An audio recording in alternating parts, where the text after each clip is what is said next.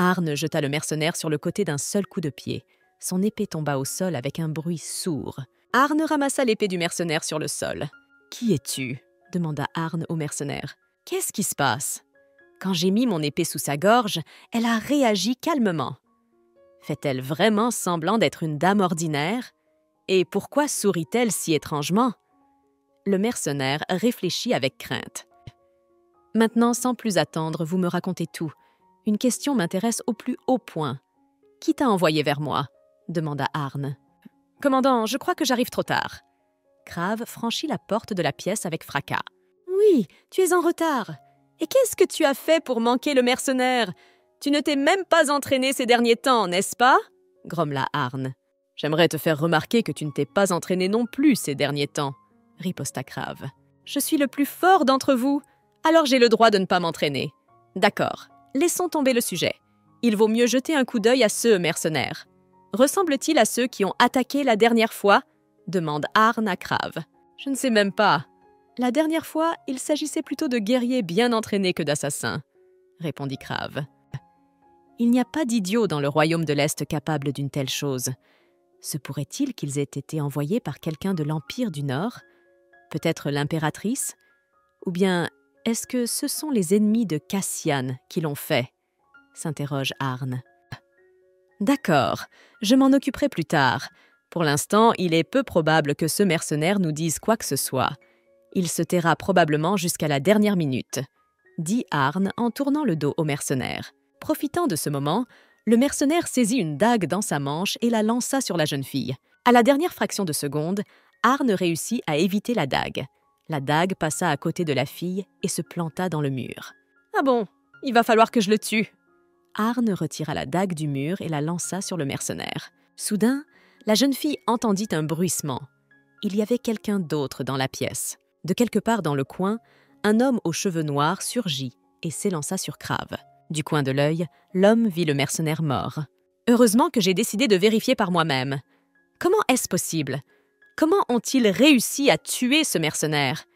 Et cette fille? Elle se tient à côté du cadavre et elle est plutôt calme, » se dit l'homme aux cheveux noirs. « Oh, maîtresse! Et que s'est-il passé ici ?» s'exclamèrent les servantes qui entrèrent dans la pièce. « Arrêtez! Posez vos épées tout de suite !» cria Georges, le majordome. « Cela fait longtemps que je ne vous ai pas vue, sœur Lachalus, » dit le majordome. « Maîtresse, maintenant que le médecin de famille vous a examiné, vous avez besoin de repos. Ne vous inquiétez pas, nous avons triplé le nombre de gardes. Si vous avez besoin de quoi que ce soit, appelez-moi, » dit le majordome à la jeune fille. « Je suis le chevalier d'escorte du duc de Ternugen. Je m'appelle Lachalus. Duchesse, pardonnez-moi. Je ne vous ai pas reconnue et je me suis donc comportée de façon grossière. Je vous prie de me punir comme je le mérite, » s'exclame le chevalier aux cheveux noirs en s'agenouillant devant Arne. « Oublions cela, je ne vous en veux pas, » dit Arne. Elle était gênée de voir le chevalier s'agenouiller devant elle. Cassien, tout excité, fit irruption dans la pièce. « On m'a tout raconté, tu vas bien ?» demanda Cassien à sa consoeur. « Oui, je vais bien. Sir Crave a réussi à me protéger, » répondit la jeune fille. « Arne, nous allons dormir ensemble cette nuit. Les époux dorment souvent ensemble. Il n'y a rien d'étrange à cela. Ou bien l'idée ne te plaît-elle pas ?» demanda Cassien à son épouse. « Tu vois, tu m'as dit toi-même que tu ne te toucherais pas si je ne te le permettais pas. Nous ne pouvons pas dormir dans le même lit, » chuchota Arne à l'oreille de son mari. « Je m'en souviens parfaitement et je tiendrai ma promesse. Nous dormirons ensemble ce soir pour des raisons de sécurité. Puisque quelqu'un a essayé de te tuer cette nuit, je ne peux pas te laisser seule cette nuit, » répondit Cassian à la jeune fille. « Mais j'ai Crave, après tout. Je suis sûre qu'il me protégera, » marmonne Arne. L'idée de passer la nuit avec son mari dans le même lit déplaisait fortement à la jeune fille. « Je ne veux pas confier ta sécurité à un autre homme. Je te prie de me laisser te garder cette nuit. » Cassian continua d'insister sur son point. « D'accord, mais ce n'est que pour une nuit. » La jeune fille accepta. Allongée à côté de son mari, Arne faisait semblant de dormir. Cassian se pencha sur la jeune fille et écarta ses cheveux de son visage. Arne ouvrit les yeux. Après avoir accepté la proposition de son mari, elle ne s'attendait pas à se sentir aussi mal à l'aise. De plus, Cassian n'avait pas tenu ses promesses. Il ne cessait de toucher la jeune fille. « Duc, je tiens à te prévenir que pour avoir pris de telles libertés, je risque de te tuer, » dit Arn. « Il m'a semblé que tes cheveux te gênaient, alors je les ai enlevés. De plus, je mourrais volontiers de ta main, alors tu ne m'as pas fait peur. Et je savais que tu ne pouvais pas dormir à cause de ce qui s'est passé, alors j'ai pris des libertés, » admit Cassian. « Puisque tu ne peux pas dormir parce que je suis allongé à côté de toi, je vais me mettre au travail. Alors dors bien, je serai à tes côtés. » Cassian sortit du lit et se dirigea vers la table de travail. « Oh, et même s'il n'est pas couché à côté de moi, je n'arrive pas à dormir, » se dit la jeune fille. « Cassian, ne parle pas à ma mère de l'incident d'aujourd'hui. Je lui dirai moi-même plus tard. Elle s'inquiète tout le temps pour moi. Je ne veux pas qu'elle s'inquiète encore plus, » demande Arn à son mari. Cassian promet de ne rien dire. Allongé dans son lit, Arn pensait à son mari.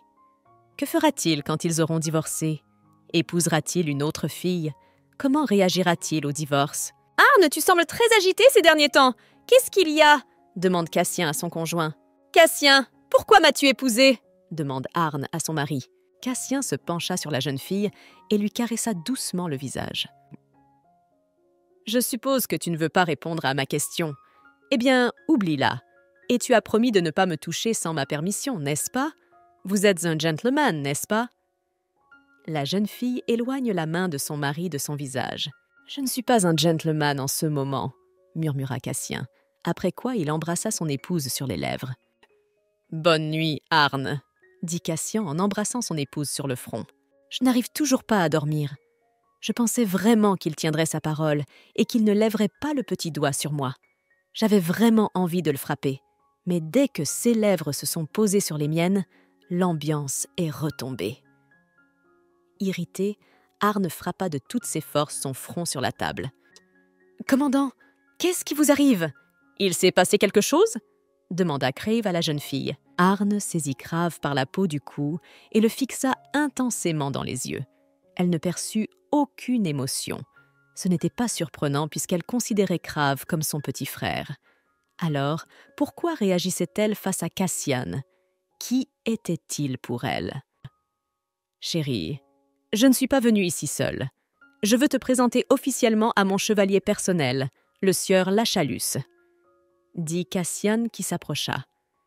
À ses côtés, déjà familier à la jeune fille, marchait un homme aux cheveux noirs. « Je vous salue, duchesse, et encore une fois, veuillez me pardonner pour mon impolitesse d'hier, » dit le chevalier en s'inclinant devant la jeune fille. « Il y a eu une urgence hier soir, alors oublions cela, » répondit Arn. « Alors ce qui s'est passé hier soir ne te dérange pas du tout ?» clarifia Cassian à l'intention de son épouse. « Pour être honnête, j'ai été un peu surpris, » répond Arn. La jeune fille décida que son mari était en train de parler de leur baiser d'hier. « Tu as dit hier que tu étais protégée par Crave. C'est vrai ?» demanda Cassian. « Oui, j'ai fait irruption dans la pièce et j'ai protégé ma maîtresse, » cria Crave à haute voix. Arn rougit et se couvre le visage de ses mains. Qu'est-ce qu'elle a bien pu penser? Son mari parle du meurtrier et elle repasse dans sa tête le baiser d'hier soir. Ce matin, le corps du tueur a disparu sans laisser de traces. On ne sait pas qui l'a fait. Les mages en visite m'ont dit qu'il y avait une aura magique inexplicable dans la pièce où se trouvait le corps. Raconte Cassian. Je pense que c'est grâce à cette aura magique que le mercenaire a pu passer les gardes. C'est pourquoi, pour éviter que cela ne se reproduise, j'ai demandé à messire Lachalus de vous garder. Ayez toujours 2 chevaliers à vos côtés. Attendez un peu, Cassian. Je suis important, bien sûr, mais il faut aussi penser à ta sécurité. Pourquoi me donnes-tu le chevalier qui t'accompagne ? S'exclama Arn surpris. La jeune fille ne voulait pas qu'un homme qu'elle ne connaissait pas soit toujours près d'elle. Tu peux compter sur moi. Je protège la maîtresse depuis des années. Elle est en sécurité avec moi, dit Crave d'un ton assuré. Est-ce qu'il est si sûr de lui parce qu'il est maître d'épée ? Se dit Cassian. Arn, je serai souvent absent ces prochains jours. En mon absence, tu seras assisté par cet homme. Cassian désigna de la main l'homme qui se tenait à ses côtés. Bonjour, duchesse. Je suis le comte Allen Armano. Vous pouvez m'appeler simplement Allen. Pourquoi est-ce que c'est moi, celui qui est constamment occupé, qui a été forcé de s'occuper de la duchesse ? Pensa Allen avec irritation. Bon, je dois y aller. Continue ton goûter, Arne. Cassian donna une tape sur l'épaule d'Haleine, l'incitant à le suivre. Bien, alors que tout le monde retourne à ses affaires, dit Cassian à ses subordonnés. Hey, dit sœur Lachaluce d'un ton ferme et confiant. Est-ce vraiment si difficile de tuer une duchesse? Vous avez passé les gardes, vous êtes arrivé jusqu'à sa chambre, mais vous n'avez toujours pas pu terminer votre mission, cria l'empereur avec colère. Je vous ordonne de réessayer, mais cette fois, assurez-vous de la tuer. Votre Majesté, on m'a informé que les gardes du domaine du duc de Ternugen ont été triplés, dit le conseiller de l'empereur. Vous me dites maintenant d'abandonner mon projet? Clarifie l'empereur en s'adressant au conseiller. Ce n'est pas la question. Je vous suggère d'adopter une autre approche. Nous devons essayer quelque chose que nous n'avons jamais fait auparavant. Quelque chose que l'on n'attend pas de nous, dit le conseiller Samuel. Il y a quelques jours, le duc de Ternugen avait demandé à son chevalier attitré, sœur Lachaluce, d'observer discrètement sa femme. Sœur Lachaluce se cacha dans un coin de la maison et observa le goûter de la duchesse. Crave éprouvait une sensation désagréable. Il avait constamment l'impression que quelqu'un le regardait attentivement. « Bon sang, un peu plus et ce chevalier m'aurait remarqué !»« Comme il est perspicace après tout !» se dit sœur Lachaluce en se cachant au coin de la rue. Un valet de pied s'approcha de la table où étaient assis la duchesse et son chevalier et dit quelque chose à voix basse. « Votre grâce, une invitation pour la soirée est arrivée du palais impérial. » Haleine tendit une enveloppe noire au duc. « Une invitation pour une soirée? Il doit s'agir d'un piège. » Cassian réfléchit. « Vous pensez que l'empereur prépare encore quelque chose? Et si nous refusions cette fois-ci? Sinon, pendant que vous essayez d'attraper le dragon, vous vous retrouverez dans son antre sans vous en apercevoir, » dit Haleine. Sœur Lachaluce entra dans le bureau du duc. La duchesse a reçu cet après-midi la visite d'un assassin déguisé en valet de pied. Sir Crave a réussi à le mettre hors d'état de nuire. Sœur Lachaluce fit son rapport. « Sir Crave est si bon. Il a aussi défendu la duchesse lors de l'attaque de la dernière fois, » s'exclama Haleine. « Il est certainement capable, mais son épée est très étrange. J'ai l'impression que Sir Crave lui parle parfois. L'épée semble avoir une volonté propre. Je suppose que cette épée est conçue pour tuer les dragons lévitains, » dit sœur Lachaluce. Il y avait beaucoup de mythes et de légendes à propos de l'épée de Levitin qui tuait les dragons. Il était écrit dans les livres anciens que cette épée pouvait frapper un dragon en plein cœur. Une fois dans le corps du dragon, l'épée aspire toute la force du dragon. Cette épée ne sert qu'au maître de l'épée. Cet étrange chevalier qui est constamment aux côtés de ma consort, est-il vraiment un maître d'épée? J'ai toujours pensé que les maîtres d'épée étaient un peu différents. Cassien se dit que les maîtres d'épée sont un peu différents. Votre Seigneurie, j'aimerais vous faire part de mes observations. Il me semble que la duchesse est une personne étrange. Elle n'a même pas bronché lorsque Sir Crave s'est battu avec l'assassin, dit sœur Lachaluce. Pendant que son chevalier massacrait l'assassin, la duchesse buvait tranquillement du thé. J'ai l'impression qu'elle a déjà vu ce genre de choses à maintes reprises. Elle ne craint absolument pas les assassins et les mercenaires. C'était la même chose la dernière fois. Le jour où le domaine a été infiltré par un mercenaire, la duchesse s'est comportée avec nonchalance à côté du cadavre. Comment une dame ordinaire peut-elle réagir de la sorte? La duchesse n'a absolument pas peur des cadavres. J'ai entendu dire que c'était difficile pour vous au palais impérial, alors j'étais un peu inquiet. Mais maintenant, je vois que vous tenez bon, alors je suis tranquille. On m'avait dit que vous aviez une santé fragile, mais il s'avère que vous avez un caractère bien trempé, dit Agatha. Oui, je suis d'accord avec vous. C'est vrai que j'ai un peu mauvais caractère. Gêné, Arne répond. Notre petit Cassien a grandi et a rencontré une si belle compagne. Je suis très heureuse pour lui, se dit Agatha. Être à côté du duc de Ternugen est assez spécial et une rare fille peut l'occuper. Il ne fait que rarement confiance et ne laisse personne s'approcher de lui, dit Agatha. Cassian a perdu ses deux parents très tôt. Il n'a donc jamais connu l'affection qui vient avec la famille. Personne ne s'est occupé de lui. Il a grandi seul dans le château de Ternugen. Bien sûr, à l'âge adulte, des gens ont commencé à apparaître autour de lui, mais personne n'était capable de voir son vrai caractère. Beaucoup ont essayé de s'approcher de lui pour s'emparer de ceux qui appartenaient au duc. Je veux dire que les gens sont attirés par le pouvoir politique du duc ou par sa fortune. Les gens ne lui ont jamais vraiment souri. « Arn, s'il te plaît, reste près de Cassian. Je vois qu'il te fait confiance. Il t'a choisi comme consort pour une raison. »« Ma fille, il y a quelque chose qui ne va pas chez toi? C'est la première fois depuis longtemps que tu m'appelles en premier. Pourquoi as-tu un visage si sérieux ?» dit la duchesse Brillart. « Maman, j'ai encore une question à te poser. Est-ce que je vais vraiment pouvoir divorcer de mon mari bientôt? » « Pourquoi as-tu soudain décidé de me poser cette question? Il s'est passé quelque chose ?» demande la duchesse Brillart à sa fille. « Tu vois, je me suis inquiétée pour ma réputation. J'ai peur que l'on parle de moi comme d'une marchandise indésirable, » répondit Arn. « Je t'ai donné en mariage parce que tu ne pensais pas du tout à une relation amoureuse. J'ai toujours eu peur que tu te sentes seule, » explique la duchesse Brillart. « Mais je n'ai jamais été seule. Tu sais, j'étais toujours occupée à faire quelque chose. Je n'avais pas le temps pour les relations amoureuses, » dit Arn à sa mère. « Oui, mais c'est maintenant. Qu'est-ce qui se passera ensuite? Le temps viendra où tous ceux que tu aimes te quitteront et tu te sentiras seule. Tu sais très bien que les maîtres d'épée vivent très longtemps. Comprenez-vous maintenant pourquoi j'ai fait cela? » demanda la duchesse Brillart. « Si je passe les 3 mois promis dans cette maison, je changerai probablement d'avis. Premièrement, j'ai promis à Agatha que je serais toujours là pour Cassian. Ensuite, je me sens bien avec lui, » se dit Arn. « Arn, c'est bien que je t'ai trouvé ici. J'ai quelque chose à te dire, » dit Cassian à son épouse. « Je suis venue te dire qu'il y a un bal demain au palais impérial. Ma présence est obligatoire. » Arn se leva de table et se dirigea vers son mari. Elle se serra contre lui de tout son corps et posa sa tête sur sa poitrine. La jeune fille pouvait entendre les battements de son cœur. La jeune fille regarda attentivement son mari. Elle se souvint des paroles d'Agatha. Cassian avait grandi dans un milieu plutôt difficile. Il avait donc appris à se taire. Il n'attirait que rarement l'attention sur sa personne. « Tu aimes tellement mon visage que tu ne peux pas le quitter des yeux ?» demanda Cassian. « Oui, je n'ai remarqué que récemment que tu étais très beau, » répondit la jeune fille.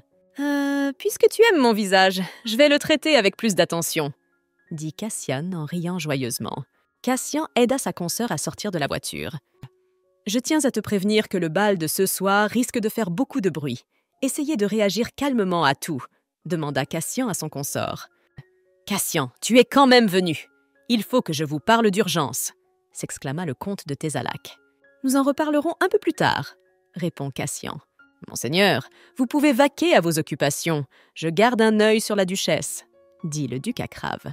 « Très bien, je vous la confie, » grommela Cassian d'un ton mécontent. « Voici mon oiseau. » Le prince héritier Édouard s'exclame joyeusement. Arn sentit que quelqu'un la regardait attentivement. La jeune fille lève la tête. S'apercevant qu'elle le regardait, Édouard lui fit un signe de la main joyeux. « Le voilà qui recommence, » pensa Arn avec irritation. Crave remarqua que son commandant regardait constamment son mari.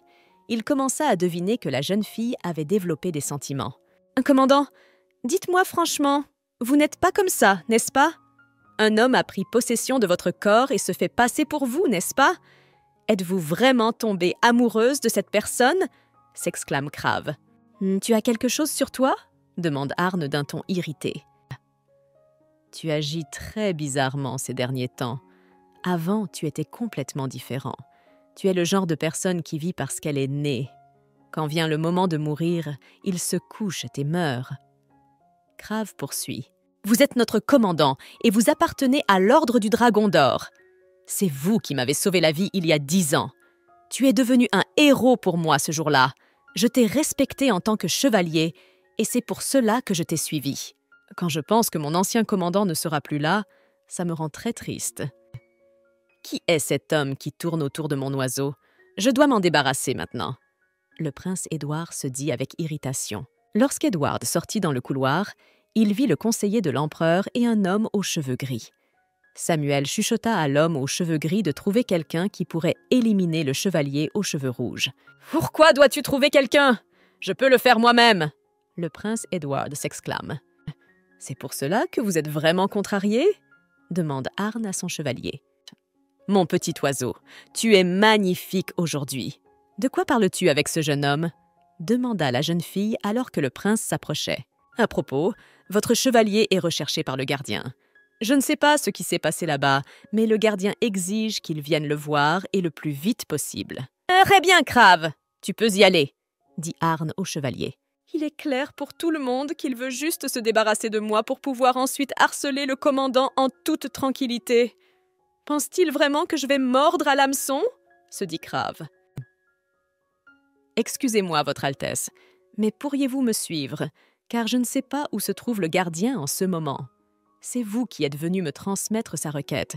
Vous savez donc où il se trouve. » Ced Crave s'inclina très bas devant le prince héritier. Le prince Edward serra les dents avec colère. Il voulait vraiment rester aux côtés d'Arn, mais il devait tout de même escorter le chevalier aux cheveux roux. Crave se montrait très persévérant. Arn regarda son mari. Il était occupé à parler à quelques personnes. « Lorsque j'étais seule au dernier banquet, je n'ai pas eu ce sentiment désagréable.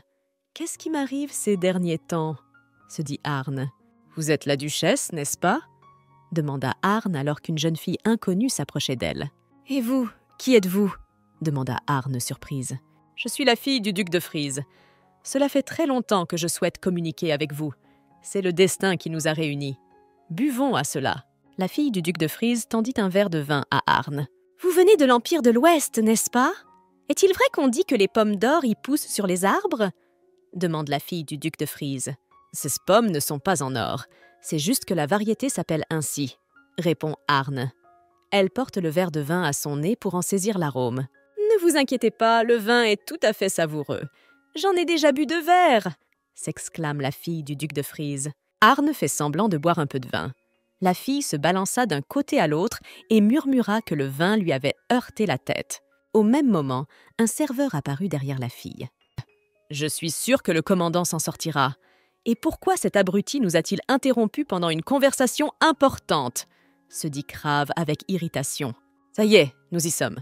Derrière cette porte se trouve le bureau du directeur. Vous allez par là, » dit le prince en désignant la porte de la main. Dès que Crave entra dans la pièce, le mercenaire lui sauta dessus. Crave vit le mercenaire du coin de l'œil et esquiva le coup. Sans réfléchir, Crave donna un coup de genou au visage du mercenaire. « Warden, un homme étrange a fait irruption dans votre bureau. Le connaissez-vous par hasard ?» demanda Crave en soulevant le mercenaire par la peau du cou. « Non, je ne le connais pas !» s'écria le gardien et sortit du bureau en sprintant. Crave réalisa que toute cette situation avait une raison d'être. Il se dépêcha de retourner dans la salle de banquet. « Votre Majesté, nous avons réussi à empoisonner la duchesse. Nous avons dissimulé son identité et l'avons transférée dans un autre lieu. Nous attendons vos ordres. » dit le mercenaire qui s'était fait passer pour un serveur un peu plus tôt. « Oui, cette affaire me paraissait très compliquée tout à l'heure. C'est incroyable comme elle s'est avérée facile. Pour ce qui est de la duchesse, ne la touchez pas encore. Nous pourrions avoir besoin d'elle. » répondit l'empereur. « Et pourquoi Arn me regardait-il comme ça ? Au fait, j'ai remarqué que dès que nous sommes entrés dans le hall, Édouard ne l'a pas quitté des yeux. Il a probablement fait quelque chose à ce sujet quand je suis partie, » se dit Cassian. « Et je ne me sens toujours pas à l'aise avec cet étrange chevalier aux cheveux roux en sa présence. En le côtoyant ces derniers temps, elle semble très perturbée. » Lorsque nous avons croisé son regard, elle s'est immédiatement détournée comme si elle avait l'intention de s'enfuir. À quoi pensait-elle à ce moment-là ? Peut-être que j'ai été trop rapide et que je n'aurais pas dû l'embrasser ? Pourquoi me sens-je si mal à l'aise ? Votre grâce, il y a des problèmes. La duchesse a disparu. D'une voix agitée, Haleine, qui s'était approchée, s'écria. « Et où est Sir Crave, qui est censé la garder ?» demanda Cassien d'un ton rageur. Les héros annoncèrent d'une voix forte que l'empereur était arrivé au banquet. « Merci à tous d'être venus ici un jour comme celui-ci. J'espère que vous apprécierez ma réception. » D'une voix forte, l'empereur dit aux personnes présentes. « Voici le duc de Ternugan devant moi. Cela fait longtemps. »« Salutations, votre majesté. Cela fait en effet longtemps que nous ne nous sommes pas vus, car vous ne m'avez pas reçu. » répond Cassien à l'empereur. « Cassien, on me dit que tu t'es marié. Où est donc votre épouse ? Je suis venu spécialement pour confirmer votre mariage, » dit l'empereur. « Votre majesté, pardonnez mon retard, » dit Arn. Cassien regarda son épouse d'un air surpris. L'empereur, quant à lui, serra les dents avec colère. Lorsqu'Arn porta le verre de vin à son nez, elle perçut une odeur étrangère. La jeune fille devina que du poison avait été ajouté à la boisson. Elle fit seulement semblant de boire le vin. Un serveur s'approcha, prit Arne sous les bras et la conduisit hors de la salle de banquet. Le serveur remit la jeune fille entre les mains des mercenaires. Lorsque Arne s'est retrouvée seule avec les mercenaires, elle s'est immédiatement empressée de se débarrasser d'eux. Sous la torture, l'un des mercenaires a avoué à la jeune fille que l'empereur était derrière son enlèvement et son prétendu meurtre. Je me demande pourquoi l'empereur voudrait me tuer. Quel avantage tire-t-il de ma mort? Veut-il vraiment déclencher une guerre avec l'Empire de l'Ouest? Ou peut-être a-t-il découvert que je suis un maître d'épée? Se dit Arne. C'est un plaisir de vous rencontrer, duchesse. Bienvenue dans l'Empire du Nord, dit l'empereur à la jeune fille. On m'avait dit qu'elle avait été empoisonnée avec succès, mais elle semble en bonne santé. Vous ne pouvez faire confiance à personne, tu dois tout faire toi-même. L'empereur pensa avec irritation. Je vous remercie sincèrement pour vos félicitations à l'occasion du mariage, votre majesté, dit Cassien à l'empereur. Votre mariage est l'union de 2 empires, alors vivez heureux jusqu'à la fin de vos jours. L'empereur dit cela et quitta précipitamment la salle de banquet. Cassien était très curieux de savoir comment sa consort avait pu s'échapper des mains de l'empereur. L'avait-il mal jugée? Et si elle faisait semblant d'être une fille calme et modeste? Soudain, elle est devenue une personne complètement différente? « Haleine, que faisait Sir Crave pendant le bal ?» demanda Cassien à son assistant.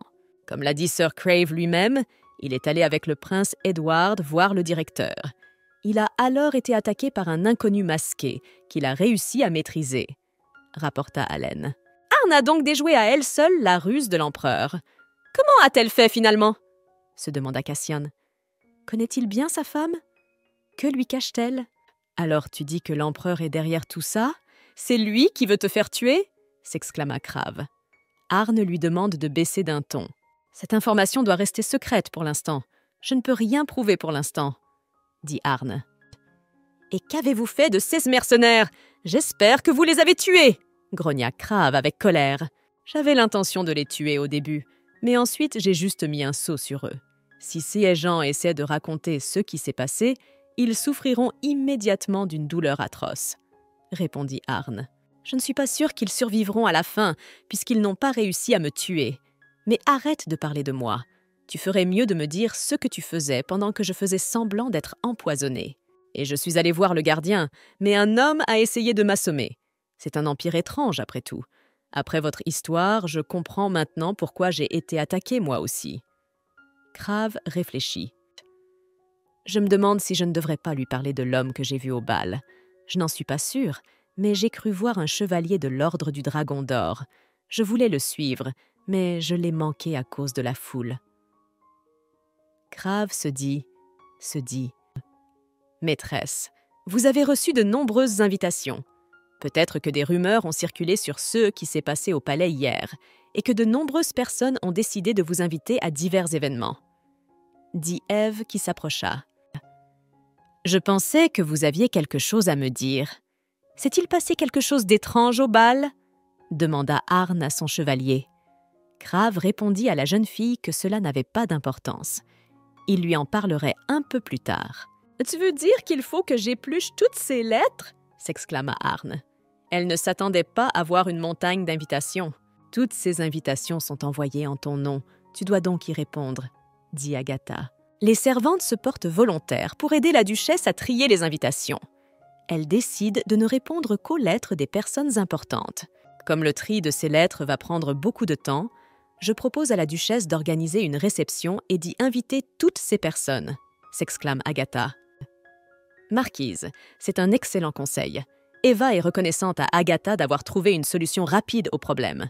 Pour être honnête, je suis même contente que tant d'invitations nous soient parvenues. Je pense que la duchesse a une chance de rencontrer de bonnes personnes. Elle aura des amis avec qui elle pourra socialiser à l'avenir, dit Agatha. Arne n'a jamais eu d'amis. Depuis qu'elle est toute petite, elle se passionne pour l'escrime. Ses meilleurs amis étaient les épées. Je propose que nous fassions un goûter, comme c'est la coutume dans l'Empire de l'Ouest. Les habitants sont friands de cette culture. Je peux tout à fait vous recommander une guilde de commerce. Beaucoup d'aristocrates locaux y achètent les marchandises dont ils ont besoin, dit Agatha. Le chef de la guilde commerciale décida de rendre personnellement visite à la duchesse de Ternugen. Agatha présenta le chef de la guilde commerciale comme le vicomte Sir Ergen de l'Empire de l'Ouest. « Qu'est-ce qu'il fait ici? A-t-il vraiment obtenu ce titre après la fin de la guerre avec le royaume de l'Est? J'espère vraiment que ce n'est pas tout l'ordre des chevaliers qui est venu ici. J'en ai assez d'ennuyer Crave pour le moment. » Arn était dépité. « J'aimerais vous offrir des articles de thé de style occidental. Ce service à thé est l'œuvre d'un célèbre maître artisan de l'Empire occidental. » Ergen commence à montrer sa marchandise à la duchesse. Arn demande à tout le monde de partir. Elle voulait parler à Ergen de son apparition soudaine dans sa maison. « Ergen, réponds-moi, tu as aussi quitté l'ordre ?» demanda Arn.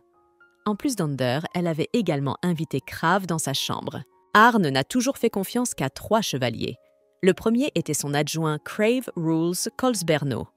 Bien qu'il soit souvent impliqué dans des histoires diverses, il était très digne de confiance. La deuxième personne influente de l'Ordre du Dragon d'Or était Ergen Whelan.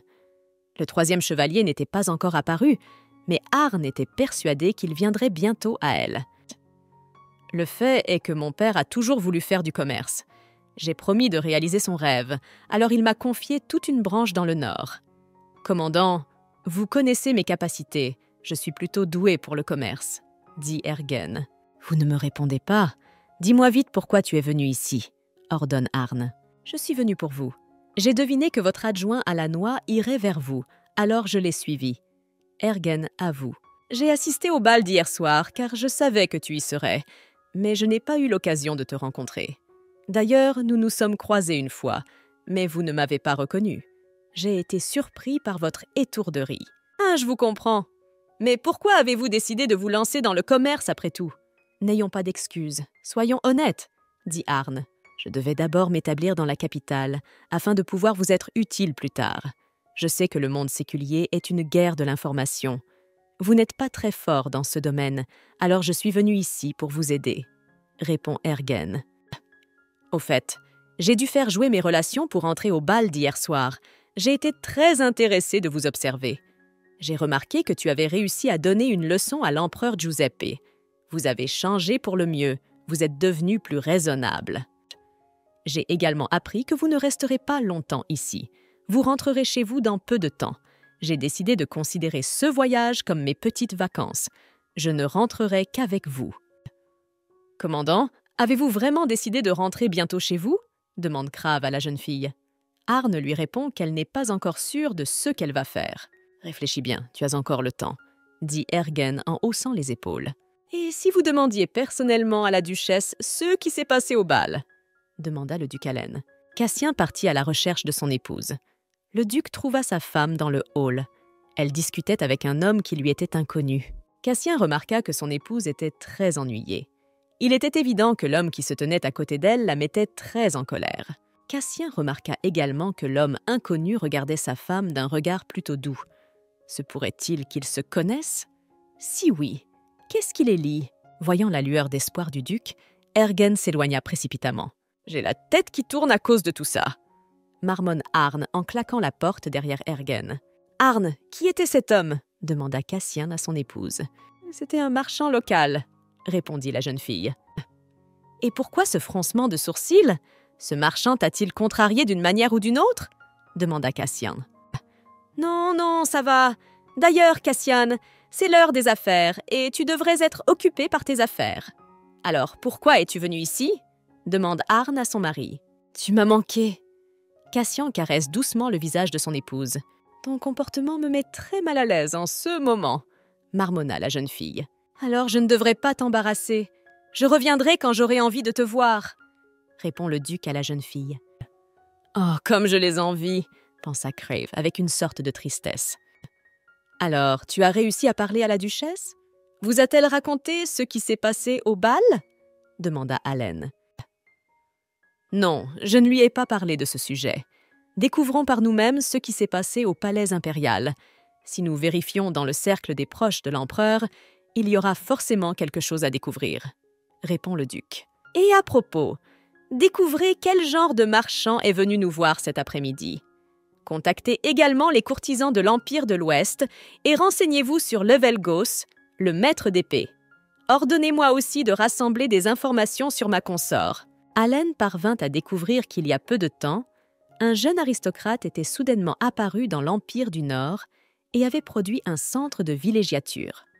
Grâce aux ventes incroyables d'Ergen, la West Gold Company, qui stagnait depuis longtemps, est soudain devenue un succès. Pourtant, le commandant n'a pas changé du tout, et c'est même pour le mieux. Quand elle m'a dit qu'elle allait se marier, je n'y ai même pas cru. Je n'aurais jamais pensé que son compagnon serait le duc de Ternugen de l'Empire du Nord. Ergen se dit, si j'avais su à l'avance qu'elle deviendrait la femme d'un tel homme, je l'aurais épousée moi-même depuis longtemps. Mais notre commandant aurait dû épouser quelqu'un de mieux.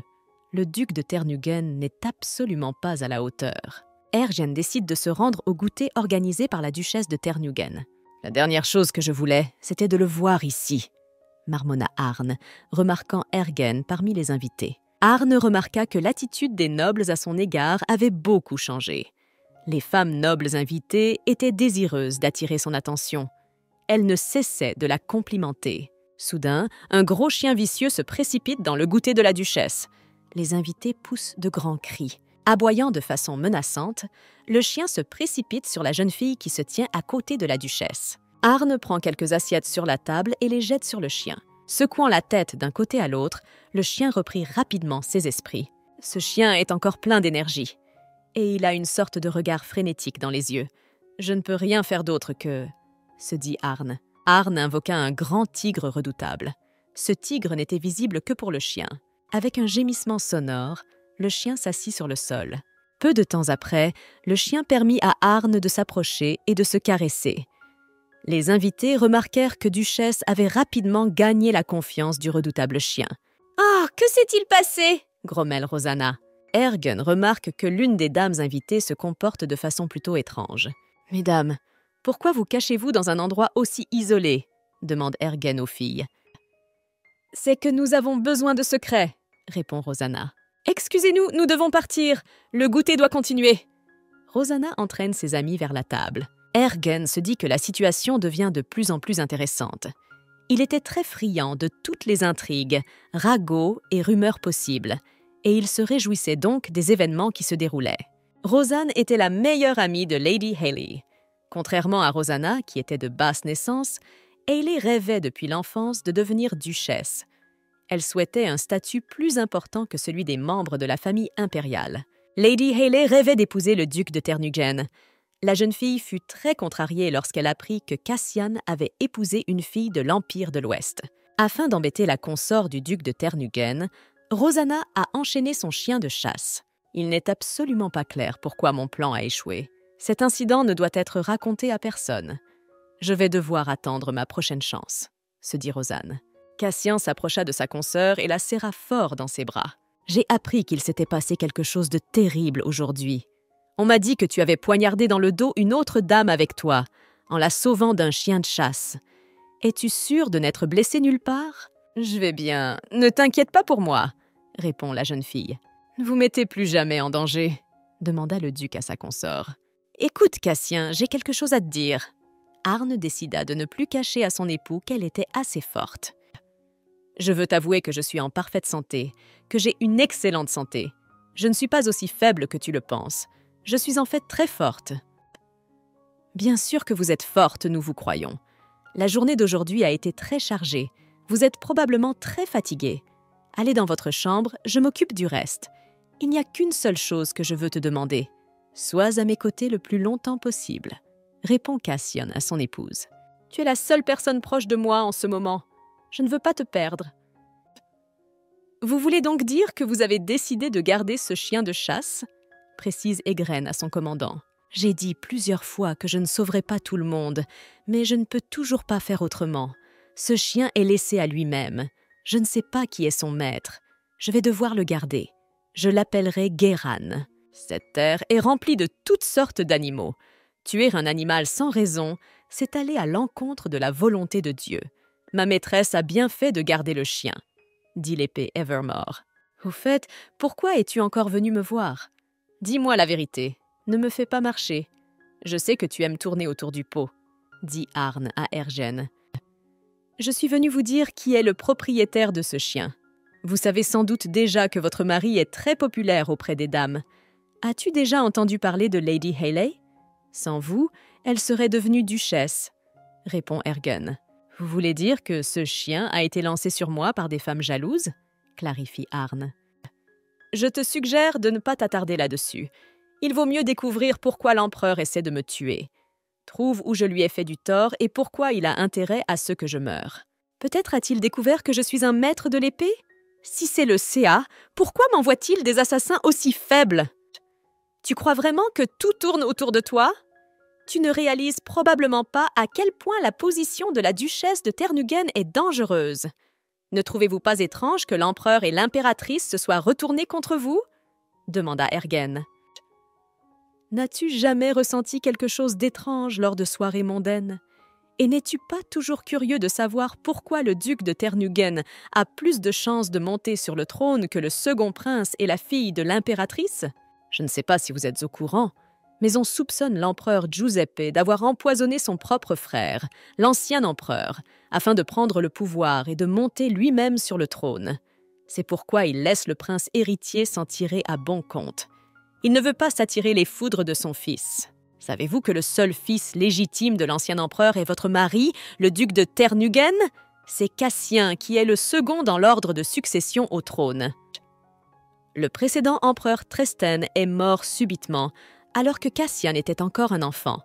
Après la mort de son époux, l'ancienne impératrice Isolde s'est suicidée.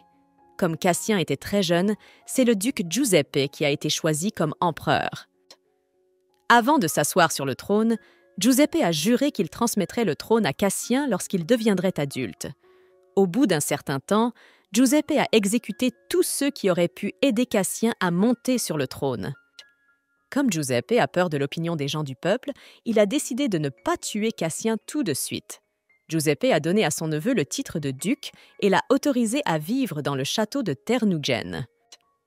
Depuis son enfance, Cassien n'avait à ses côtés que sa marraine, la marquise Agatha Given.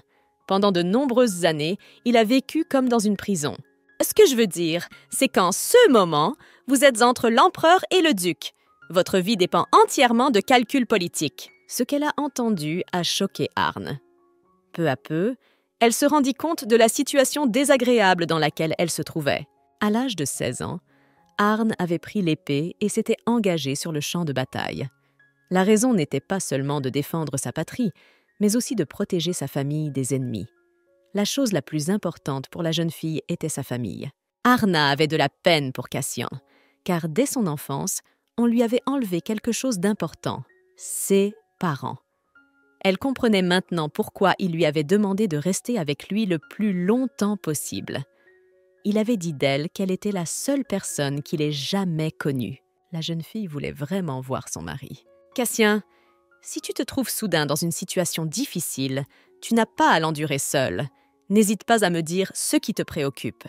Je te promets de te prendre dans mes bras et de te réconforter. » Soudain, Cassien attira la jeune fille contre lui. « Je ne manquerai pas de faire exactement ce que tu m'as dit, » promit Cassien. « Hier, le chef de la guilde des marchands est venu au goûter de votre consort. Les servantes m'ont dit qu'il parlait de quelque chose avec la duchesse, » rapporta Haleine. « Qu'as-tu réussi à découvrir sur lui, à part que c'est un bon marchand ?»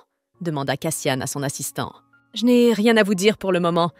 Attendez un peu, l'enquête est toujours en cours, » répondit Haleine. « J'ai une mission à vous confier. Confiez toutes vos affaires à Grendel et prenez le poste d'assistant de la duchesse. Je veux que tu sois toujours à ses côtés, » dit Cassien. « Et pourquoi dois-je remplir le rôle d'assistant de la duchesse? A-t-elle besoin d'un assistant? J'ai l'impression qu'il s'agit d'un simple espionnage sous le couvert d'un assistant, » se dit Haleine en observant la duchesse. « Commandant, savez-vous pourquoi cet homme nous suit toujours ?» demanda la duchesse Crave, donnant un indice à Haleine. « Je ne sais pas, il est venu me voir ce matin et m'a dit qu'il serait mon assistant à partir d'aujourd'hui, » répondit Arn. « Je peux entendre tout ce dont il parle. C'est très gênant. En fait, j'ai beaucoup de choses en tête, mais je dois rester auprès de la duchesse.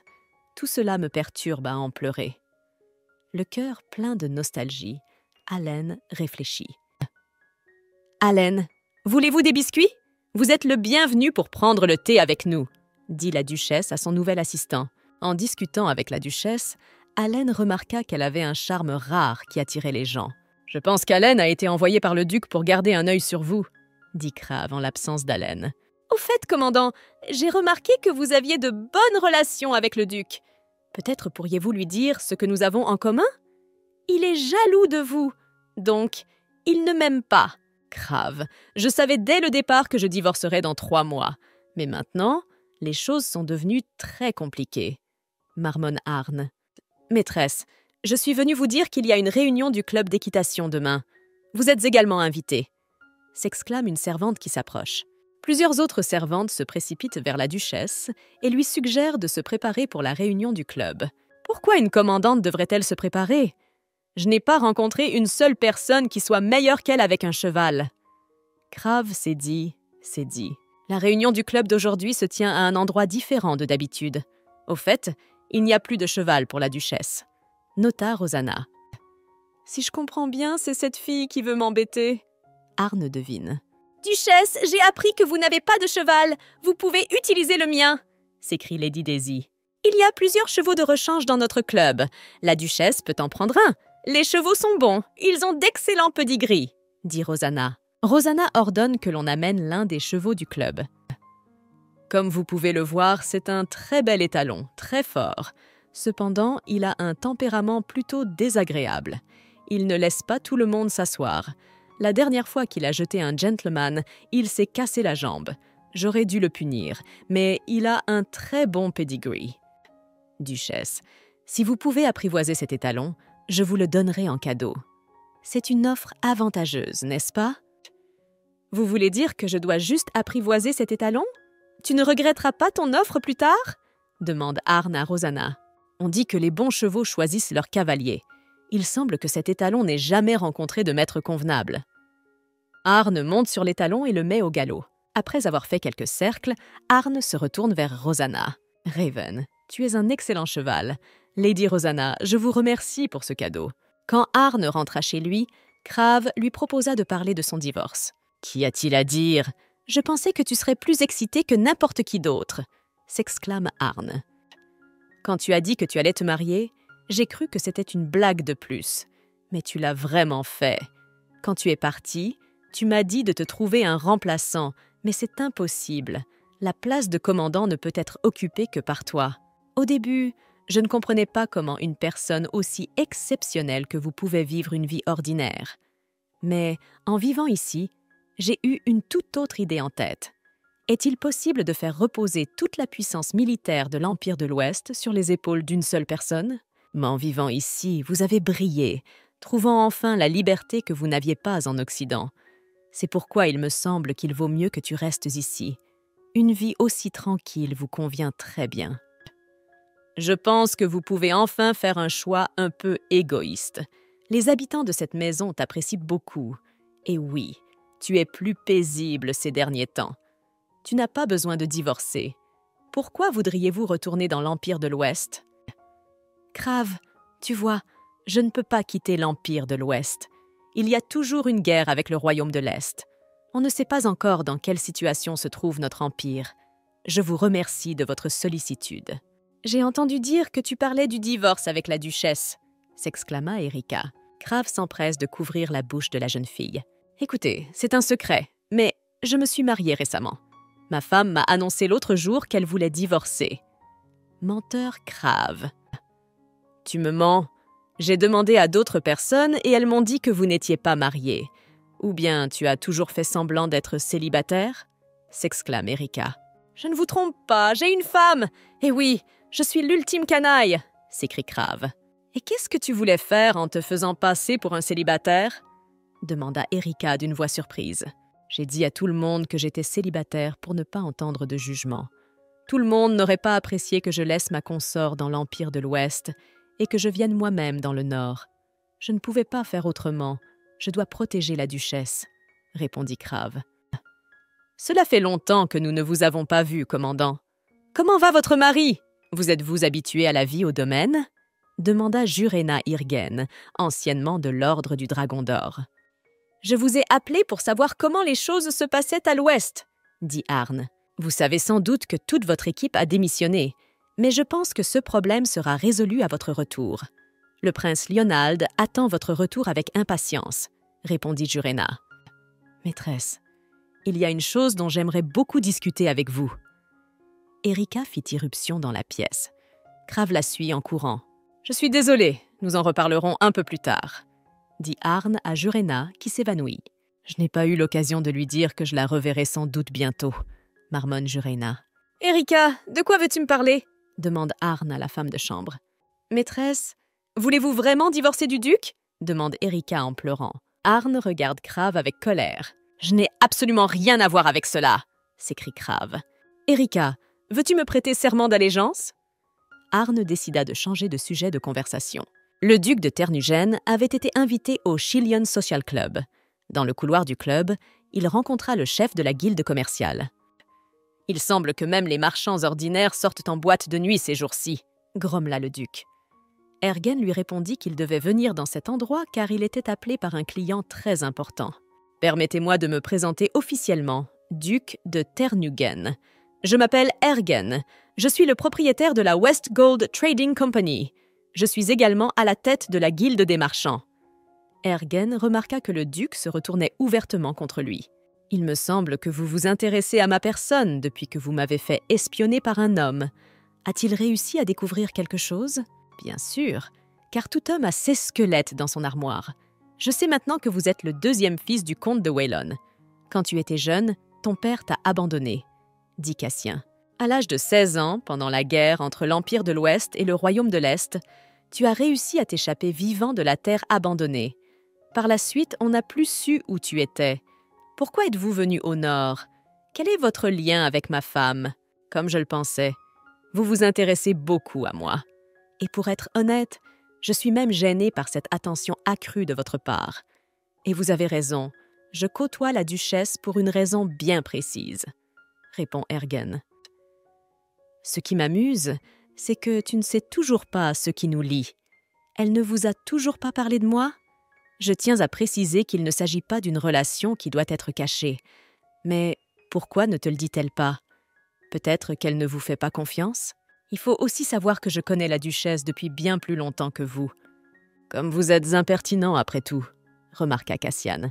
Monsieur, vous êtes convoqué par l'un de nos clients les plus respectés, dit Ergen, alors qu'un valet de pied s'approchait. Votre seigneurie, s'est-il passé quelque chose pendant mon absence? Vous semblez extrêmement irrité, dit Allen. Allen, avez-vous fini de rassembler des informations sur la West Gold Company? Demande le duc à son assistant. J'ai seulement réussi à découvrir que cette société est liée au palais impérial de l'Ouest. Les chevaliers de l'Ordre du Dragon d'Or ont soudainement démissionné. C'est tout ce que j'ai trouvé pour l'instant, répondit Allen. Le Cyclion quatrième prépare-t-il vraiment quelque chose? Au fait, qu'en est-il de Mackenzie? Demanda le duc. On sait que le second prince est revenu au palais et qu'il est parti soudainement vers l'ouest. Il s'agit probablement d'un ordre secret de l'empereur Giuseppe. J'ai de la peine pour le deuxième prince, finalement, dit Allen. Même s'il prétend être le chien fidèle de l'empereur, le droit au trône appartient toujours au prince héritier. « Hey Cassian, je viens de rentrer du comte Belang. Je veux te prévenir à l'avance que c'était une visite amicale, » s'exclama Quaid.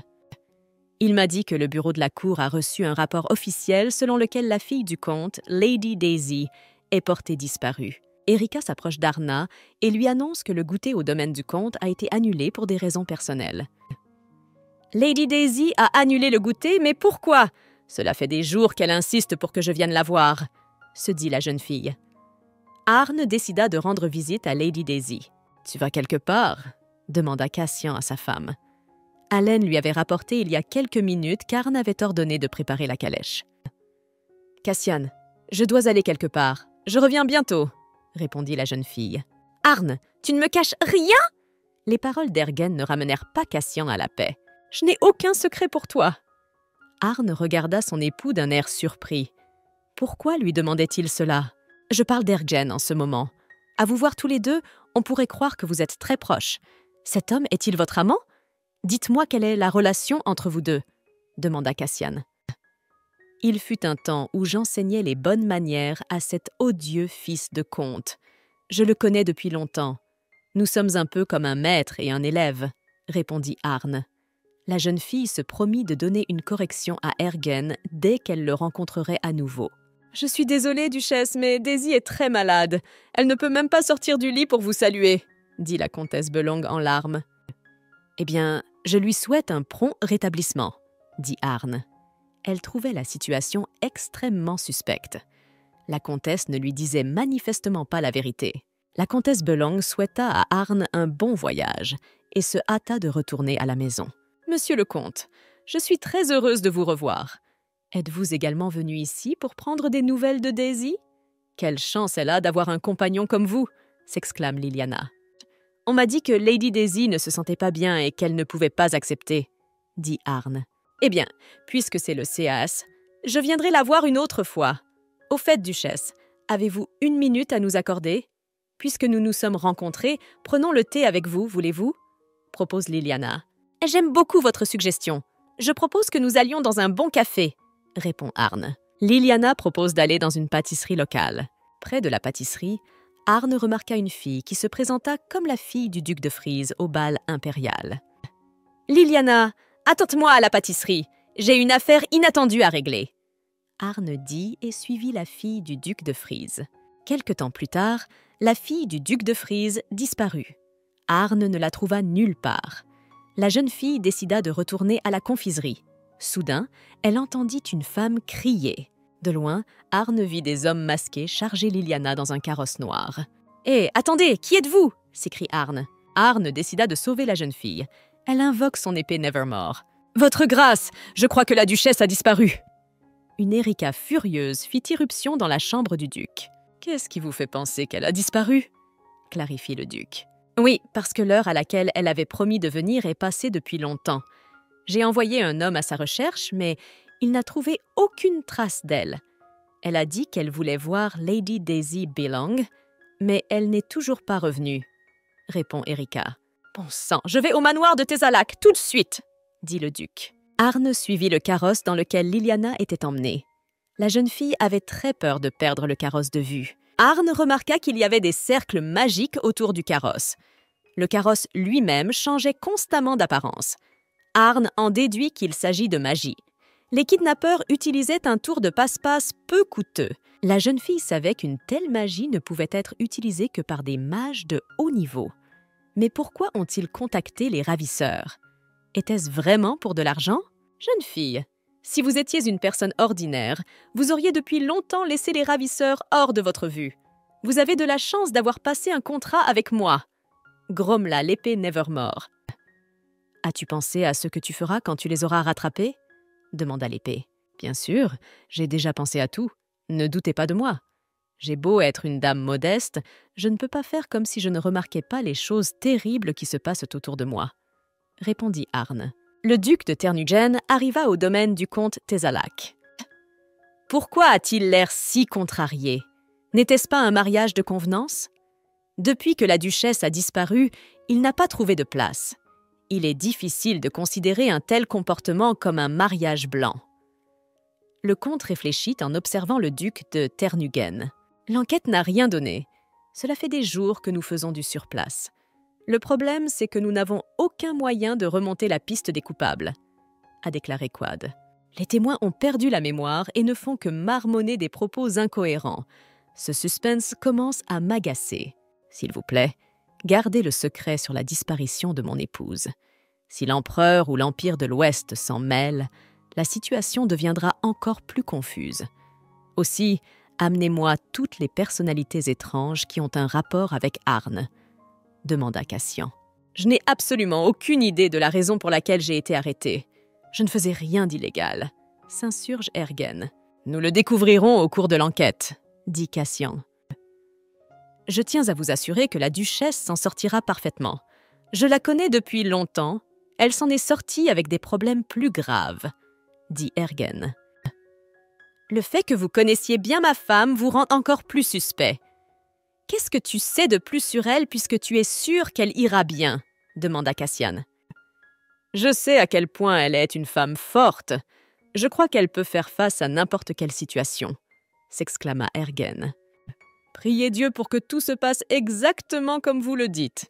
Sinon, tu auras des ennuis, toi aussi. » siffla Cassian entre ses dents. Crave sentit une grande faiblesse dans ses jambes. Il s'arrêta pour reprendre son souffle. « Pourquoi t'es-tu arrêté? Nous devons continuer à courir. Je sens l'aura de la maîtresse, elle est à l'est. Cours plus vite, esclave !» cria l'épée Evermore. Arn avait perdu de vue le carrosse. Les ravisseurs s'enfoncèrent dans les fourrés de la forêt et disparurent.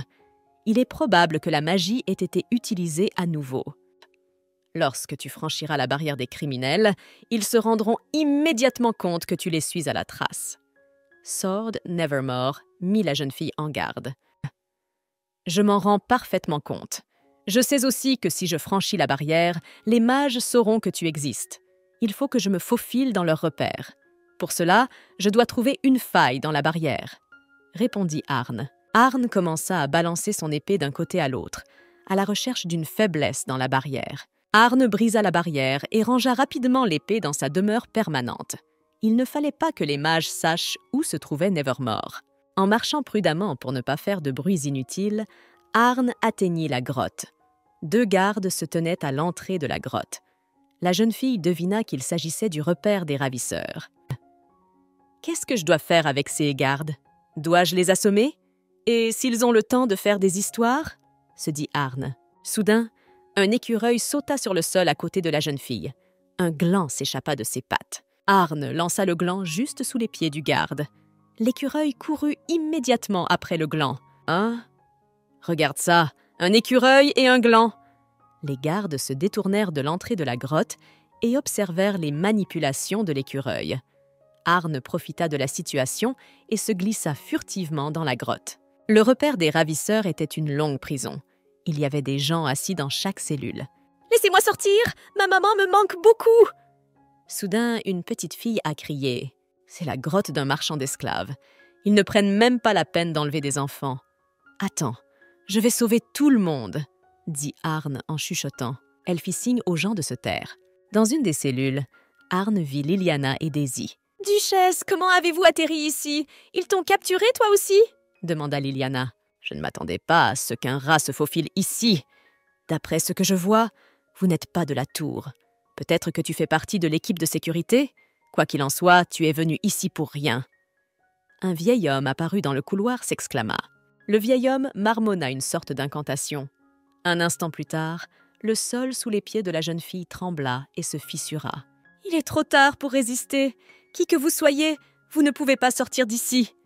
s'exclama le vieil homme. Arn sentit tout son corps se raidir de faiblesse. Les jambes de la jeune fille cédèrent. Elle s'écroula sur le sol. « J'aurais dû laisser Nevermore à mes côtés », pensa Arn en perdant connaissance. La jeune fille se réveilla dans un endroit sombre, au milieu des rochers. « J'aurais aimé que tu naisses homme. Tu aurais pu prétendre au trône. Pourquoi es-tu née fille? Tes capacités ne sont-elles pas trop fortes pour une fille? C'est une première dans la lignée des Levelgo. » Les fantômes apparus devant Arn poussèrent un hurlement prolongé. Qu'y a-t-il de mal à être née fille? Oui, quand j'étudiais, j'étais souvent malmenée parce que j'étais la première femme chevalier de l'histoire de l'Empire de l'Ouest, mais j'ai réussi à me faire respecter, se dit Arn. Quand Arn avait 5 ans, le légendaire maître d'épée Geran lui tendit l'une de ses épées. Il lui expliqua qu'avec cette épée, elle pourrait contrôler la magie. « N'oublie pas d'écouter cette épée. Elle te dira toujours comment gérer telle ou telle situation, » dit Geran à la jeune fille. Lorsqu'Arn ouvrit les yeux, elle se rendit compte qu'elle se trouvait dans l'une des cellules. La jeune fille ressentit un violent mal de tête. « Tout est clair. J'ai utilisé la magie de l'hallucination, qui trouble l'esprit et prive la personne de sa volonté, » devina Arn. Arn invoqua son épée Nevermore. « Je suis sérieusement offensé par toi. Tu m'as abandonné si insensiblement au début, et maintenant tu m'invoques. » grommela l'épée. « Il semble que je ne puisse compter sur toi que dans les moments dangereux, Nevermore, » dit Arn. « As-tu réussi à te réveiller de ta magie d'hallucination ?» s'interrogea le vieil homme. « Dis-moi, comment as-tu pu nous trouver? En vous regardant, je devine que vous venez d'une famille aristocratique. » Arn tendit son épée devant elle. « Oh, c'est si effrayant! À l'aide !» Le vieil homme fit semblant d'être très effrayé. « Pensais-tu que je réagirais ainsi face à ton épée? Tu es bien naïf, en fin de compte. Cette grotte est dotée d'une magie spéciale que seul un maître d'épée peut briser, dit le vieil homme en riant bruyamment. Si j'en crois ce que tu dis, seul un maître de l'épée peut briser cette grille, n'est-ce pas? Alors, testons-la, s'exclama Arn. La jeune fille frappa de toutes ses forces les barreaux de sa cellule de prison avec son épée. « Mon vieux, tu avais raison. Ces barreaux peuvent vraiment être coupés, dit la jeune fille. « Alors, comment as-tu fait? Tu n'es qu'une fille ordinaire, s'exclama le vieil homme. Incapable de rester debout, il tomba sur le dos. « Tu n'es pas une fille, tu es un monstre. » Le vieil homme ordonna aux gardes qui se tenaient à l'entrée d'appeler les mercenaires à l'aide. « Si tu fais la moindre bêtise, la prochaine chose que je couperai sera ton cou, » avertit Arn. « Tu crois que si tu me tues, tu n'auras rien en échange? Tu ne sais pas encore qui est derrière moi, n'est-ce pas? » dit le vieil homme. « Alors, qui est derrière toi ?» demande Arn. « Et je ne te le dirai pas, » répond le vieil homme. « Dans ce cas, je me fiche de savoir qui vous couvre. Je sais très bien que des gens puissants se cachent derrière de telles bandes criminelles. Et si tu ne veux rien me dire, tu n'as qu'à mourir, » dit Arn d'une voix calme et sans émotion. Une foule de mercenaires fit irruption dans la grotte. En poussant de grands cris, ils se précipitèrent sur la jeune fille. « Eh bien, quel ennui! C'est toujours la même chose !» grommela Arn. « C'est gentil de m'avoir convoqué. Cela faisait longtemps que je n'avais pas absorbé autant d'âmes, » se réjouit Nevermore. Arn se précipita dans la mêlée, frappant les mercenaires un par un. « Ne craignez pas cette gueuse. Continuez à attaquer, » cria le chef des mercenaires. Crave repéra une grotte. Plusieurs hommes suspects étaient rassemblés près d'elle. Il y avait aussi un chariot avec des barreaux à la place des fenêtres. Des hommes étaient assis dans le chariot. Crave devina qu'il s'agissait de marchands d'esclaves. Les marchands d'esclaves étaient dirigés par un homme étrange, portant des bandages qui dissimulaient complètement son corps. Crave décida de suivre les marchands d'esclaves. Crave vit les marchands d'esclaves disparaître dans la brèche de la barrière magique. Soudain, la barrière s'effondra et Crave vit le commandant devant lui. Arn demanda au chevalier pourquoi il était venu l'aider maintenant. Où avait-il disparu pendant tout ce temps? « J'ai accouru ici dès que j'ai pu. J'ai été aidé dans vos recherches par Evermore, » répondit Crave. « J'ai cru comprendre que vous aviez vu les marchands d'esclaves. Y avait-il par hasard parmi eux un homme entièrement enveloppé de bandages ?» demanda Arn. « Oui, il y en avait un, » répondit Crave. « Lorsque je combattais les mercenaires, cet homme m'observait également de loin. Son regard m'a semblé très désagréable. Je suis sûre que tous ces gens ne sont pas de simples marchands d'esclaves. Il y a aussi parmi eux un mage qui utilise des hallucinations, » raconte Arn. « Peut-être me suis-je montré trop tôt? J'aurais dû les observer plus longtemps. Je ne sais toujours pas qui sont ces gens. » Soudain, Arn entendit un bruit de sabots. En levant les yeux, elle vit une escouade de gardes publics s'approcher de la grotte. Arn se dépêcha de cacher Nevermore. Elle demanda à Crève de lui dire que c'était lui qui avait massacré les marchands d'esclaves. Dès le lendemain, tous les journaux publièrent une nouvelle sensationnelle. Une bande de criminels qui se cachaient depuis longtemps dans les grottes de la forêt avait été détruite. Plusieurs dizaines d'otages ont été libérés. Et le héros de tous ces exploits, c'est Monsieur Crave. Il est le nouveau triomphateur de l'Empire du Nord. Le directeur de la ville a crié très fort. Crave regarda avec crainte la foule hurlante depuis l'estrade. Il n'avait jamais voulu être un héros et il détestait que les lauriers du commandant lui reviennent.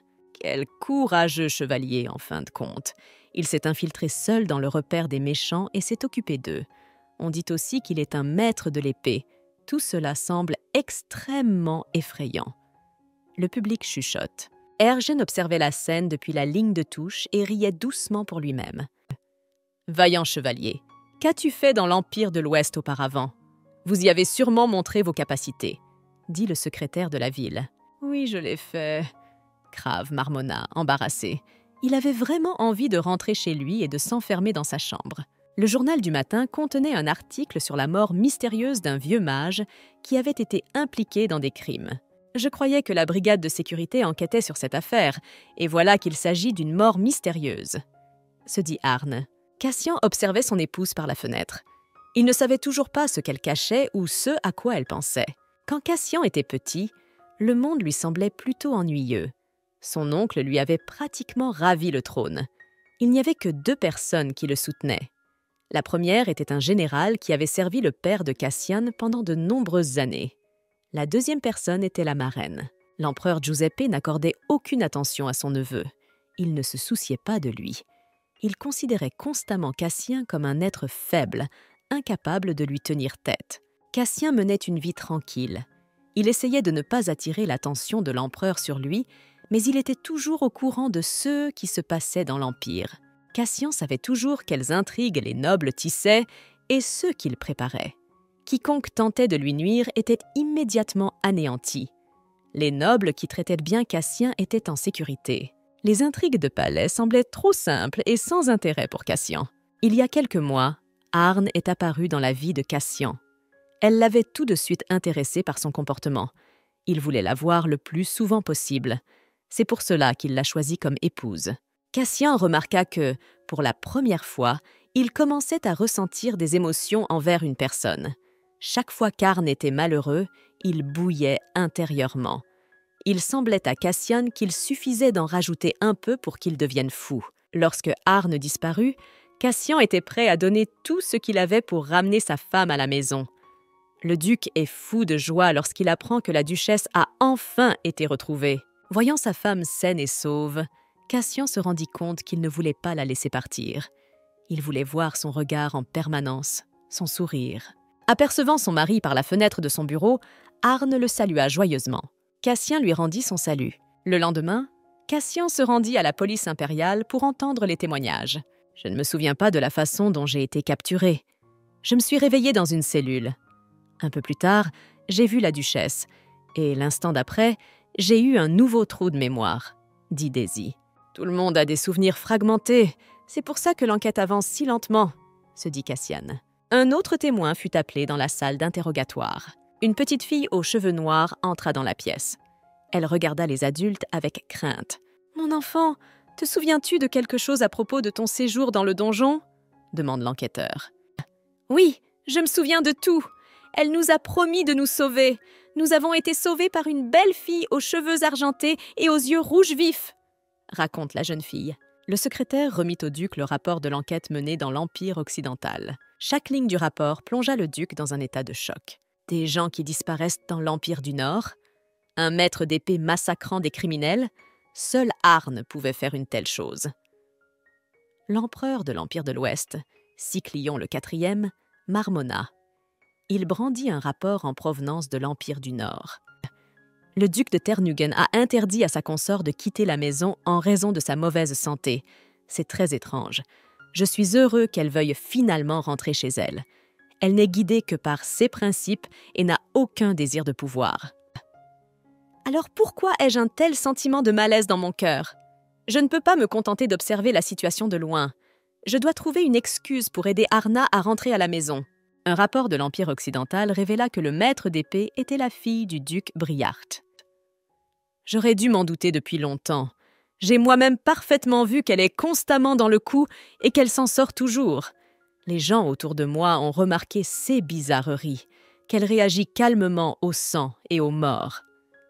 Cassian réfléchit. L'autre jour, elle m'a dit elle-même qu'elle était très forte, que je m'inquiétais pour elle pour rien.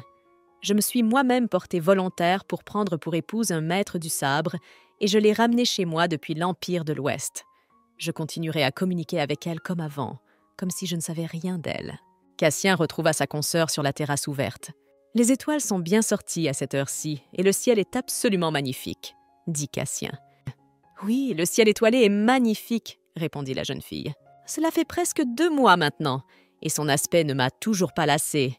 Si je reste ici plus de 3 mois, j'aurai du mal à m'en séparer par la suite. La vie dans l'Empire du Nord est plus intéressante que je ne le pensais. » Arne se fait la remarque. « Quand tu m'as parlé des étoiles, je me suis souvenu du jour où tu m'as amené ici pour la première fois. Tu as toujours été gentil avec moi, » dit Arne à son conjoint. « Arne, je te le demande encore une fois. Tu ne me caches rien ?» demande Cassien. « Si tu parles d'Ergiane maintenant, je t'ai déjà tout dit, » répondit Arne. « Je sais qu'elle est un maître de l'épée et qu'elle a de nombreuses victoires à son actif, mais je veux l'entendre de sa bouche, » se dit Cassien. Le lendemain, Arne décida d'analyser le comportement de son mari. Le soir, sur la terrasse, Il avait semblé très triste. Il s'était sans doute passé quelque chose dans sa vie. « Commandant, savez-vous ce que j'ai dû endurer hier? Cet Ergen m'a malmené. J'ai été traîné toute la nuit par le citadin. » Crave se plaint. « Maîtresse, vous devez boire ceci. Cette potion redonnera des forces à un homme mourant.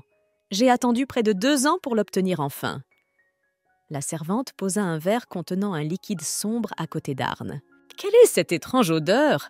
grommela Crave. « Je ne pense pas avoir besoin de le boire, » s'exclame Arn. « Tu te dois de boire ce remède. Tu es très pâle ces derniers temps, » dit l'époux à Cassien qui s'approchait. Il voulait forcer Arn à dire la vérité. Arn prit un verre de potion et le but d'un trait. « Pour te rétablir complètement, tu devras boire cette potion 3 fois par jour, » dit Cassian. « Cassian, j'ai quelque chose à te dire. Je suis en bien meilleure santé et plus fort que tu ne le penses, » s'exclame Arn. Elle ne voulait pas boire une potion dégoûtante 3 fois par jour. Elle lutta pour ne boire qu'un seul verre. « J'ai aussi quelque chose à te dire. Une délégation de l'Empire de l'Ouest se dirige vers ici, » dit Cassian. « Comme j'ai envie de voir Arn. Cela fait des mois que je ne l'ai pas vu, » dit Lionald, prince de l'Empire de l'Ouest. « Votre Altesse, je tiens à vous avertir que dans quelques minutes, nous serons au dirigeable qui nous emmènera vers l'Empire du Nord, » dit Jurena. « Cassien, c'est un plaisir de te voir, » s'écria Cynthia en se jetant dans les bras de son cousin. « Pourquoi n'es-tu pas venu me voir? J'attendais que vous jouiez ensemble. » « Les autres sont très occupés et ne veulent pas jouer avec moi. J'ai été très triste et solitaire ces derniers temps. J'ai décidé d'étudier beaucoup pour devenir comme mes frères. Au fait, je n'ai toujours pas vu ta femme. Est-elle belle? »« Ma femme est la plus belle du monde, » répond Cassian. La servante remet à Arn une invitation à l'anniversaire de l'empereur Giuseppe. De retour à la maison, Cassien proposa à sa femme de faire une petite promenade. Celle-ci accepta avec joie la proposition de son mari. Cassien décide d'organiser pour son épouse une promenade le long des canaux de la capitale. C'est très romantique. C'est quand même génial que la rivière coule en plein milieu de la ville. Je veux t'avouer que c'est la première fois que je monte sur un bateau, s'exclame Arn. C'est aussi la première fois que je fais du bateau. Avant, j'avais peur de m'approcher de la rivière parce que beaucoup de gens rêvaient de me noyer, avoue Cassien. Cassien emmène son épouse sur la place de la capitale. C'est la veille de l'anniversaire de l'empereur. Il y a donc tous les jours de nombreuses activités sur la place de la capitale. Aujourd'hui, je veux te montrer le feu d'artifice de la fête, dit Cassien. Cassien conduisit sa consort jusqu'au trottoir d'où l'on avait une belle vue sur le feu d'artifice. Cassien attira sa consort à lui et l'embrassa doucement sur les lèvres. « Bienvenue dans l'Empire du Nord. » Edward s'inclina devant les invités de l'Empire occidental. « Merci pour votre hospitalité. Je m'appelle Lionald. Je suis le prince de l'Empire de l'Ouest. Mon père n'est pas tout à fait en forme, alors je suis venu vous rencontrer à sa place. J'ai préparé un petit palais pour vous, vous y serez logé, » dit Edward. « Commandant, c'est un plaisir de vous voir en personne. » Jurena s'exclama et serra Arn dans ses bras. Se tenant modestement à l'écart, Lionald se contenta de faire un signe de la main à son cousin Arn. « Et comment se passe ta vie de couple? Je n'arrive toujours pas à croire que tu t'es mariée. C'est dire s'il faut être courageux pour te choisir comme épouse, » dit Lionald. « Je m'excuse, je suis un peu en retard. Je salue la délégation de l'Empire occidental. Je suis Cassian, duc de Ternugen. »« Enchanté, votre seigneurie. Je suis Jurena Irguin, jusqu'à récemment membre de l'Ordre du Dragon d'Or. Je suis maintenant chevalier du prince héritier. Et je suis Lionald, prince de l'Empire de l'Ouest et cousin d'Arn. Vous vous souvenez peut-être de moi. Je suis Lord Sarno, l'oncle d'Arn. Je suis heureux de vous voir tous ici. Faites comme chez vous, dit le duc avec un sourire amical. Commandant, vous n'imaginez pas à quel point vous m'avez manqué, s'exclame Jurena en s'accrochant à Arn. Commandant, vous vous plaisez ici? J'ai entendu dire que les habitants n'aimaient pas ceux qui venaient de l'Empire de l'Ouest. J'espère qu'ils vous traiteront bien. Au fait, parlez-moi un peu de votre consort. L'aimez-vous? Au début, je pensais qu'il me lasserait rapidement, mais il en a été tout autrement. Il est très beau, j'aime le regarder, répond Arn. Commandant, nous allons faire un pari assez amusant avec vous. Nous verrons si le duc tombera dans le panneau si je commence à le séduire, propose Jurena. Arn regarde Jurena avec colère. L'idée du pari lui déplaisait vraiment. Je plaisantais, n'est-ce pas? Si tu veux bien m'excuser, je vais y aller. Il est temps que tu te reposes. » Jurena s'exclame et s'élance vers la sortie. Devant la chambre de la duchesse, Jurena aperçut Crave. « Vous ne devriez pas être impoli avec notre commandant. Ce n'est pas l'Empire de l'Ouest qui vous convient. Je me souviens de ce qui s'est passé chez moi. Je ne te laisserai plus te comporter de la sorte, » dit Crave. Jurena remarqua que ce chevalier était devenu encore plus loyal envers la duchesse. De quoi s'agit-il ?